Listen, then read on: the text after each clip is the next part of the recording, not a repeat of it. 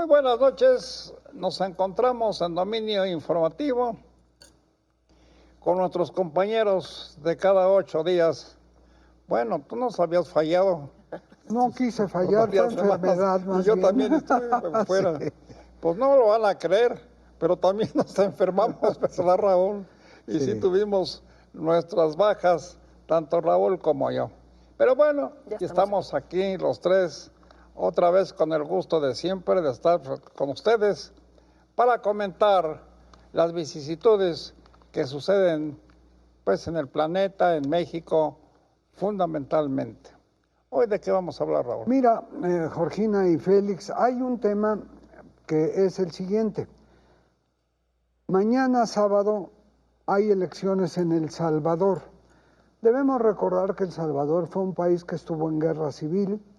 Luego en esto vinieron una serie de cambios de gobierno y se empezó a fraguar hace 30 años, al término de la guerra, algo que apuntaba a una nación democrática que no llegó a consolidarse a pesar de los 30 años de trabajar. Ahora bien, el presidente que está por terminar, Bukele, ha hecho en 5 años lo que en 30 antes no se logró. ¿En qué? Ha metido a la cárcel a pandillas de Mara Salvatrucha, violadores, extorsionadores, asesinos, y ha construido una cárcel especial en la que hay 32,000 delincuentes que los ponen en filas hincados solo en trucha con las manos a la cabeza, y que cualquier país que le dice a Bukele, oiga, los derechos humanos, le preocupan los derechos humanos, ¿cuántos quiere que le manden y allá en su país se los cuida? Nadie ha dicho, mándeme tantos, ¿no? Pero la gente de El Salvador, el 80% lo apoya para que se reelija, porque a partir de que entró y a pesar de los años que lleva, digo a pesar de los problemas que han enfrentado, pero con una mano muy firme, quieren que siga como presidente. Y el presidente Bukele les dice, si ustedes votan por mí, reformamos la Constitución para que todo esto sea legal, y yo les prometo seguir trabajando para que todos ustedes vivan en paz. Los que vivimos en el continente americano, luego decimos que en nuestro continente hay naciones grandes, como Estados Unidos, y naciones pequeñas, como El Salvador, pero eso de pequeñas también es un decir, porque El Salvador ya nos ha dado buenas sorpresas, como la guerra que mantuvo con Honduras y se ha convertido en el coco de todas las naciones de Centroamérica y de sus alrededores. Pero bueno, El Salvador es una nación que nos merece, por supuesto, respeto, todos sus habitantes, y pues nos gusta saber todo lo que allá sucede y que siempre se está hablando de cosas distintas, diferentes, a veces de pleitos, a veces de guerras, a veces de lo que sea, pero ahí está El Salvador, una nación que queremos mucho y que realmente apreciamos en todo lo que vale por su trabajo y por su desempeño, Georgina. Sí, la verdad es que han tenido pues muchos años muy difíciles. Bukele parece ser como una esperanza de terminar al menos con la delincuencia, cuestionado, como tú dices, muy cuestionado sobre los derechos humanos y sobre porque no hay necesariamente un proceso legal para encarcelarlos. Y bueno, pues como pasa siempre en Centroamérica, pues la tentación de reelegirse, ¿no? Que no se puede reelegir en Salvador, pero pues él dice que sí se reelige, ¿no? Pasaba lo mismo con Hugo Chávez en Venezuela, pasaba lo mismo en Perú, pasaba lo mismo en Ecuador. Es decir, esa tentación, ¿no? La corrupción de quedarte en el poder, ¿no? Pues sigue sucediendo desafortunadamente en Centroamérica. Tú sabes mucho de El Salvador porque creo que cubriste una guerra. Sí. Y además... no sé cómo te fue en esa ocasión, pero fíjate, no debe haber estado así de... Fue una experiencia importante porque Quien diga que va a la guerra como reportero y no tiene miedo, miente. El miedo nunca se aparta de uno y llega el momento, honestamente, en que uno dice, ¿qué hago aquí? Que ni es mi país, ni es mi guerra, pero mi misión es la de ser reportero y tengo que informar. Pero ahorita que Georgina decía de Venezuela, en lo que en El Salvador, como lo hemos dicho aquí, pasa eso, en Venezuela es una fijación de Hugo Chávez por acabar con todo lo que suene a oposición o riesgo de competencia.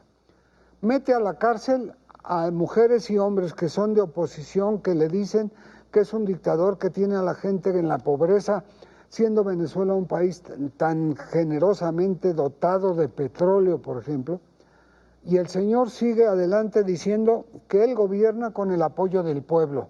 El pueblo anda buscando comida en la basura, mucha gente del pueblo, en lugar de andar pensando, sí, yo lo apoyo, yo estoy con usted. Programas sociales en otros países como México, bueno, todo lo que se puede dar y dar y dar y dar a la gente, adultos mayores, jóvenes sembrando el futuro, miles de programas en donde se van cantidades enormes de dinero.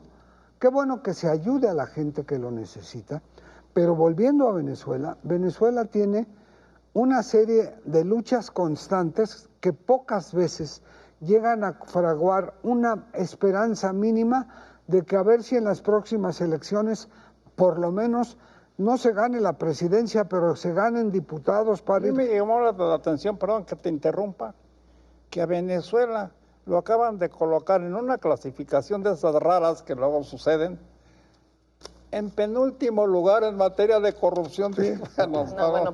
¿Cómo es posible que a Venezuela lo coloquen en ese lugar si Venezuela fue prácticamente dueña del petróleo latinoamericano y tenía cantidad de riqueza con esto? ¿Qué ha pasado ahí? Ahí lo que ha ocurrido es que el gobierno de Venezuela se encarga de presionar a organismos internacionales diciéndose, miren, yo soy muy honesto, yo soy un país que está buscando el progreso del pueblo como escenografía, y por debajo, como lo hemos aquí comentado, pues la gente no la pasa nada bien.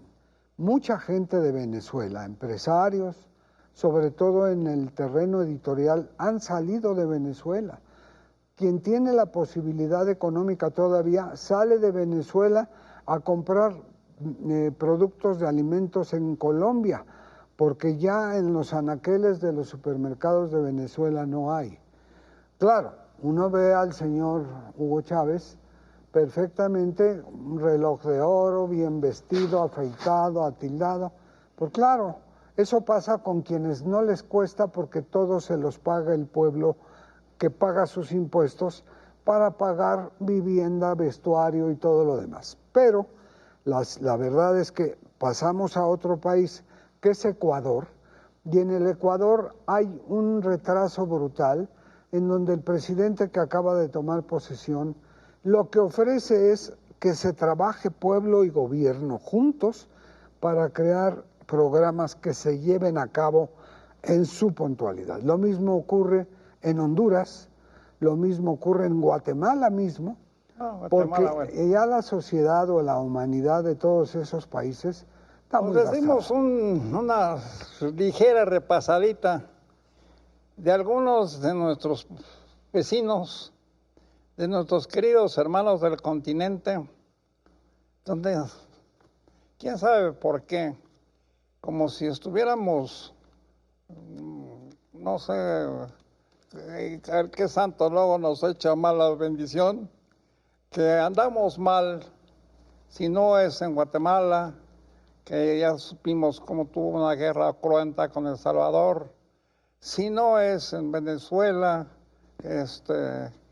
que después de haber sido la más rica petrolera del continente, ahora ya es uno de los más pobres también del continente, por falta precisamente del petróleo. Y así podemos dar un repaso de nuestros vecinos, de nuestros hermanos del continente.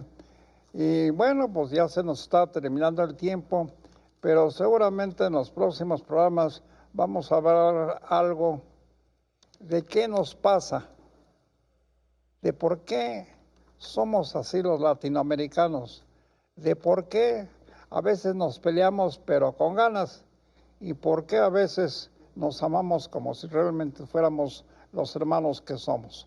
Pero en fin, el tiempo se nos va, Raúl. Muchas gracias, Félix. Gracias, Georgina. Gracias.